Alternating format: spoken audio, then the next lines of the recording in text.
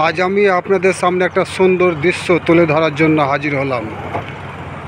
সেটা হচ্ছে, আপনারা দেখছেন আমার মোবাইলের স্ক্রিনে দেখছেন উপরে একটা অংশ ধূসর রঙের।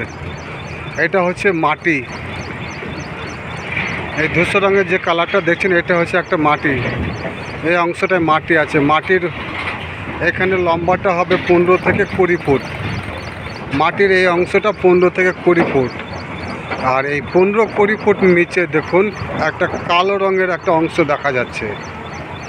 এই কালো রঙের অংশটা হচ্ছে কিন্তু কয়লা। এই কালো রঙের অংশটা হচ্ছে কয়লা। আমরা আপনাদের সামনে এসেছি একটা ওপেন কাস্ট কোল মাইন্সের দৃশ্য তুলে ধরার জন্য। মাটির নিচে কিভাবে কয়লা থাকে, কিভাবে কয়লা উত্তোলন করা হয়, সেটা আমি আপনাদের সামনে আজকে দেখাবো। আগেই বলেছি যে মাটির এখানে দেখছি আমরা 15 থেকে 20 ফুট নিচে কয়লা।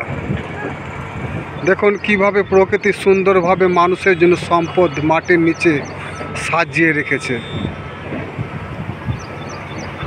আচ্ছা, কয়লা তো আপনাদের সামনে দেখিয়ে দিলাম কত ফুট নিচে থাকে এবং কি অবস্থায় থাকে। এই যে কালোগুলো সম্পূর্ণ কয়লা। আচ্ছা, এই কয়লাগুলো কিন্তু বাঁদিকটা, এবার আমার বাঁদিকের দিকে তাকান। এই যে একটা মেশিনের সাহায্যে একটা ভলভো গাড়িতে কি হচ্ছে, এইটা কিন্তু আমার সামনে যে অংশটা দেখছেন এগুলো কিন্তু মাটি নয়, এগুলো হচ্ছে পাথর বা অবি। এর উপরে অংশ কিন্তু মাটি ছিল, 15-20 ফুট উপরে মাটি ছিল। 15-20 ফুট মাটি কাটার পরে তার নিচে পাথর। এই পাথরগুলো গাড়ির সাহায্যে দেখুন, আমি স্ক্রিনে ভালো করে করছি, জুম করে দেখাচ্ছি। দেখুন গাড়িতে করে এই পাথরগুলো পাহাড়ে নিয়ে যাচ্ছে বা ডাম্পে নিয়ে যাচ্ছে। দেখুন কিভাবে লোড দিচ্ছে। দেখুন আমি সম্পূর্ণটাই দেখাচ্ছি। আচ্ছা, দূরে দেখছেন, আমি একটু জুম করি। এই যে দেখুন, এটা হচ্ছে ড্রিল মেশিন। ড্রিল মেশিনের সাহায্যে গর্ত করা হয় বা হোল করা হয়।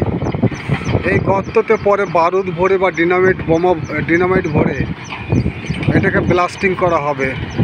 তারপরে এই পাথরগুলোকে টুকরো টুকরো করে আবার মেশিনের সাহায্যে, এইভাবেই মেশিনের সাহায্যে, এই যেমন দূরে আমি করছি, জুম করছি, এইভাবে মেশিনের সাহায্যে গাড়িতে লোড করে পাহাড়ে নিয়ে যাওয়া হয়।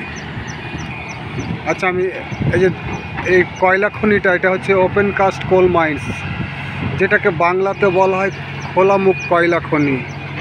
আগে আমরা জানতাম যে মাটির নিচ থেকে, মাটির নিচে আন্ডারগ্রাউন্ডের মাধ্যমে মাটির নিচে সুন্দ করে বা গর্ত করে কয়লা তোলা হয়। সেটা কিন্তু আগে হতো। এখন বর্তমান উন্নত বিজ্ঞানীর যুগে সেটা আর হয় না। আমাদের এলাকাতে, আপনার এলাকাতে যেভাবে পুকুর কাটা হয় সেভাবেই কিন্তু এখানে কয়লা কাটা হয় বা কয়লা তোলা হয়। ওপরের পাথর বা মাটিগুলোকে মেশিনের সাহায্যে তুলে গাড়িতে ডাম্পে পাঠিয়ে দিয়ে নিচের কয়লাগুলোকে উত্তোলন করা হয়। আচ্ছা, এর আগে একটা কথা বলি, আমরা আগে ছোটোবেলায় পড়েছি যে কয়লা কিভাবে উত্তোলন হয়। সেটা আমি এর আগে একটা ইউটিউবে দিয়েছিলাম, দেখে নেবেন। কয়লা কিন্তু আমরা জানতাম যে যুগ যুগ ধরে, হাজার হাজার বছর আগে পৃথিবী ছিল ঘন বন জঙ্গলে ভরা।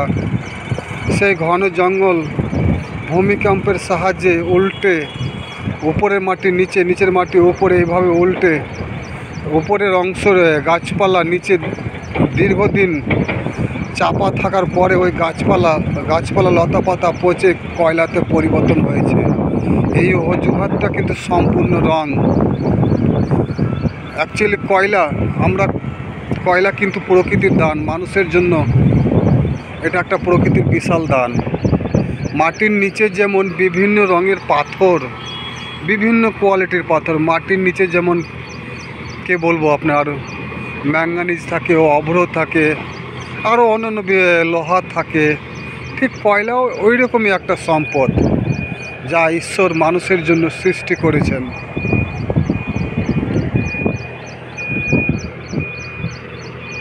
দেখুন, এই হচ্ছে ওপেন কাস্ট কোল মাইন্স। এই দেখুন, আমার বাঁদিকে, মোবাইলের বাঁদিকে দেখুন, এই দিকে কিন্তু কয়লা কিন্তু মাটির অনেক গভীরে, কোথাও 400 ফুট, কোথাও 500 ফুট, কোথাও 1000 ফুট নিচে, মাটির নিচে কয়লা।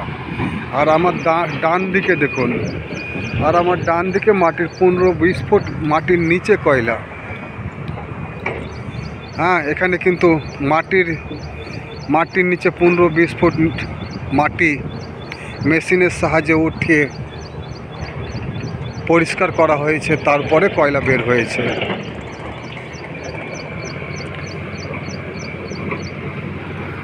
ধন্যবাদ আমার ইউটিউব দেখার জন্য।